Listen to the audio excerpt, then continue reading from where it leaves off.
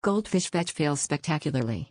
Last weekend, my family got together for our usual Sunday dinner, which is always an adventure because my Uncle Gary insists on bringing his emotional support goldfish, Bubbles, everywhere. You know the type, he's got a little portable tank he straps into the passenger seat of his Prius and everything.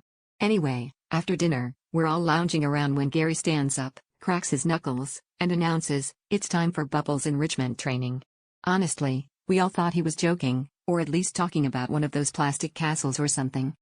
But nope, Gary pulls out a tiny rubber ball and proceeds to explain, with a completely straight face, that he's read online about teaching goldfish to fetch. He claims it's all about positive reinforcement, and that Bubbles is a highly trainable specimen. He drops the ball into the tank, waits, and then starts enthusiastically cheering at the fish, who, for the record, is just floating there looking like he's reconsidering every life choice that led him to this moment.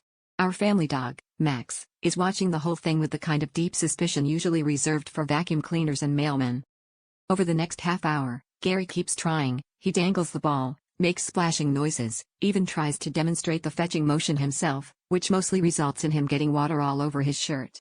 Bubbles continues to do absolutely nothing, unless you count the increasingly intense stink eye he's giving Gary through the glass. Meanwhile, Max is getting more and more agitated, pacing around and occasionally barking at the tank, as if trying to warn the fish about the dangers of joining the fetching workforce. The final straw comes when Gary, undeterred, announces, "Okay, I'll show you how it's done one more time," and tries to get Max to demonstrate. Max, offended beyond belief, picks up his squeaky toy, drops it in front of the tank, and then leaves the room in a huff. At this point, Bubbles floats up to the glass, gives Gary one last withering glare, and I swear if looks could kill, we'd be planning a fish fry. So now, thanks to my uncle's efforts, we have a goldfish with an attitude problem, a dog with an existential crisis, and a family that's officially banned fetch from all household activities, because apparently, in our house, the only thing Bubbles is willing to catch is Gary's disappointment.